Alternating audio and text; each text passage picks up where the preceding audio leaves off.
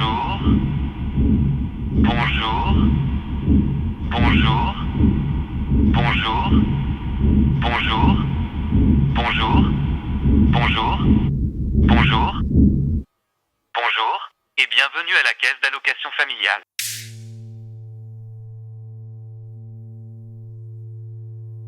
Alors bonjour, je m'appelle Iris Le Capitaine, j'ai 26 ans et je suis de Brest. Et quand j'étais petite, j'ai eu un éducateur spécialisé. Et du coup, j'ai été après en famille d'accueil. Et j'ai eu un autre, comme j'étais à temps plein, j'ai eu un autre éducateur qui n'a pas été très correct envers mes parents. Et donc voilà, donc oui, je connais la maltraitance institutionnelle.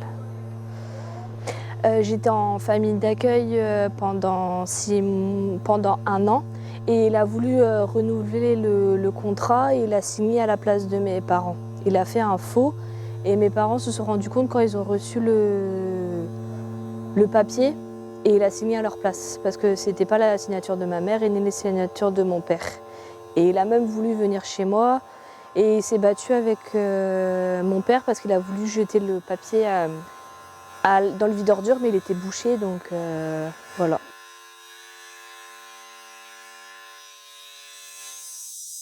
Bonjour. Bonjour. Bonjour. Bonjour. Bonjour, je m'appelle Marion, je suis coordinatrice d'un accueil de jour pour des jeunes de 16 à 25 ans et responsable de 2 logements de mise à l'abri pour 26 jours maximum non renouvelables. Un jour, c'était le départ de Emma.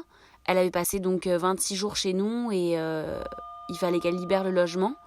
Elle a rangé toutes ses affaires, mais je vois qu'elle a les larmes aux yeux parce qu'elle a appelé le 115, mais il n'y a pas de place. Donc je pense à une erreur, j'appelle, et une place était bien prévue prioritairement pour Emma, qui est enceinte de 2 mois, mais cette place n'est finalement pas libre. Donc j'informe Emma, elle demande à pouvoir rester dans notre logement. C'est impossible pour moi de la mettre dehors. Et c'est impossible de refuser la place aux jeunes qui doivent prendre le logement après elle. En fait, notre logement provisoire, il répond en permanence à des besoins en urgence, de jeunes qui ont ensuite évidemment besoin d'être logés à long terme. Je dis à Emma que je ne peux pas prolonger son séjour, et elle doit libérer le logement. Elle se met à pleurer. Je lui propose de l'accompagner en voiture là où elle veut, et elle me demande de la déposer à la gare. Pendant 20 minutes dans la voiture, elle pleure. Elle pleure sans arrêt en murmurant « Qu'est-ce que je vais faire ? Qu'est-ce que je vais faire ?» Je lui dis plusieurs fois « Je suis vraiment désolée, Emma. » Puis je me tais en fait. Je me sens coupable de la remettre dehors. Je vois pas d'alternative. Je la dépose à la gare. Je lui dis de revenir nous voir le lendemain, d'appeler le 115. Elle me dit à peine au revoir et puis elle part avec ses 2 sacs. Par la suite, j'ai gardé une bonne relation avec elle. Elle a pu être hébergée par le 115 sur du long terme. Mais enfin, vraiment, cette situation vécue avec elle, ça m'a longuement marquée. J'étais vraiment interpellée par l'impuissance que j'ai ressentie en tant que travailleuse sociale.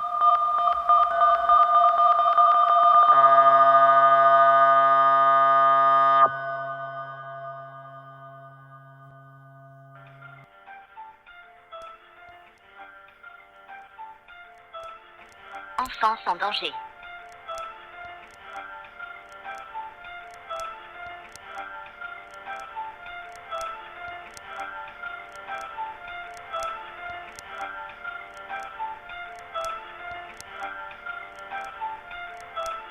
Vous êtes au 119, Enfance en danger. 119, ce numéro national, gratuit, est joignable tous les jours, 24 heures sur 24. Donc moi c'est Gaël hein, et je vais sur mes 22 ans en octobre. Et il faut savoir un truc, c'est que l'ASE adore ça, franchement c'est un coup classique chez eux. C'est qu'ils déplacent les jeunes de famille d'accueil en famille d'accueil tout le temps. Du coup ils ne peuvent pas se construire, ils n'ont pas de relationnel stable. Et en plus de ça, ça les rend violents parce qu'à force ils n'en peuvent plus. Non, moi ce n'est pas ce que j'ai vécu, au contraire. Ma famille d'accueil s'est beaucoup battue d'ailleurs pour que je reste dans cette famille-là. Par contre, j'ai mon grand frère qui, lui, il a changé plusieurs fois de famille d'accueil. On n'était pas placés ensemble d'origine, mais il a été brinque-ballé un peu dans tout le département, le pauvre. Je crois qu'il a changé 4 ou 5 fois de famille d'accueil quand même. Donc, comment dire qu'il avait arrêté l'école à cause de ça, que voilà, il essayait de trouver des petits trucs, ça marchait pas, enfin, ça lui a fait complètement péter un câble. Je le comprends, hein, c'est séparé de sa famille d'accueil qu'il a vu grandir. Je pense que j'aurais été pareil. Et je compatis aussi que les jeunes qui aient subi ça soient un peu plus, comment dirais-je, irritables. Mais ça se comprend, ce n'est pas de leur faute.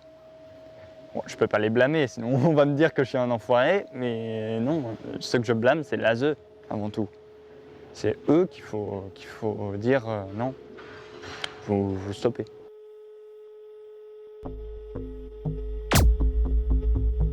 Dans l'intérêt de tous, les comportements ou propos violents envers le personnel ne seront pas tolérés.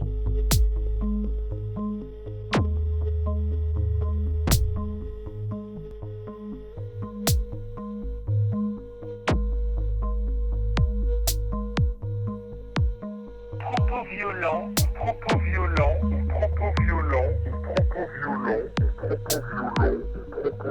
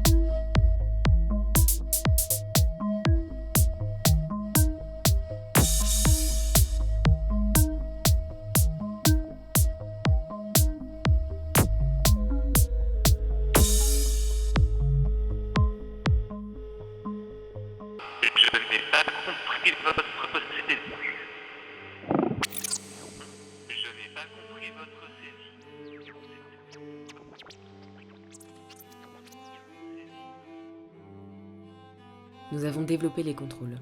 Depuis que l'assistance existe dans le but de soutenir les citoyens et citoyennes dans des situations difficiles, nous avons de cesse de les contrôler, de vérifier qu'ils sont en règle.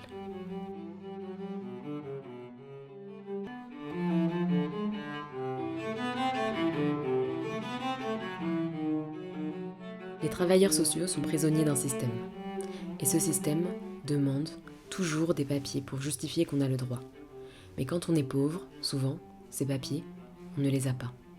Parce qu'on habite dans un bidonville, parce qu'on déménage souvent, parce que la situation change tout le temps. Et si vous n'avez pas le bon papier, alors vous n'avez pas accès à la cantine, au logement, à la santé et bien d'autres encore.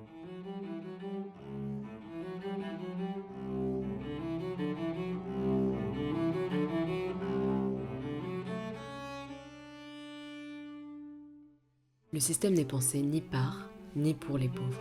Il est là pour les mettre en difficulté.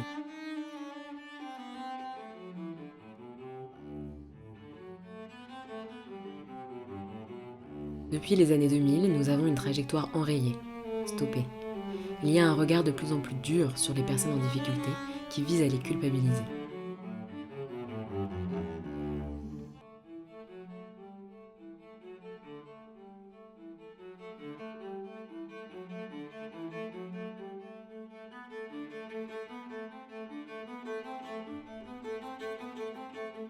La pauvreté est une souffrance, ce n'est pas un choix. La pauvreté, c'est la peur permanente, le stress, l'angoisse, l'épuisement, la frustration, la colère, la rancœur, la violence, l'inquiétude, l'impuissance, le découragement, l'abandon, le manque de confiance, la honte de soi, la dévalorisation, la déchéance, la perte d'estime de soi, les problèmes de santé physique et mentale, la dépression, les pensées négatives, l'humiliation, etc. Le guichet est ouvert, vous pouvez vous présenter devant la porte correspondant à votre ticket. Le guichet est ouvert, vous pouvez vous présenter devant la porte correspondant à votre ticket.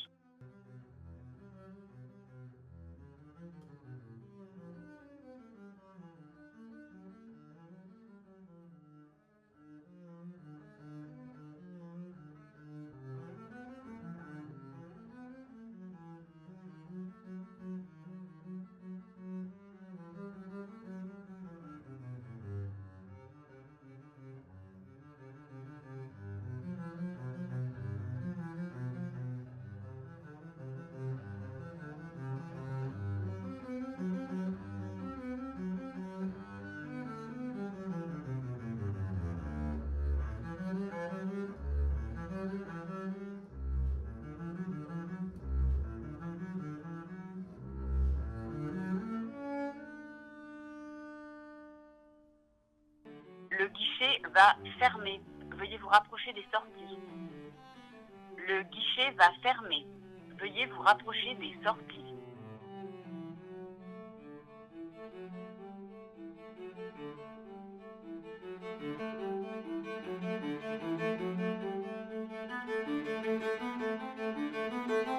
Nous avons une urgence.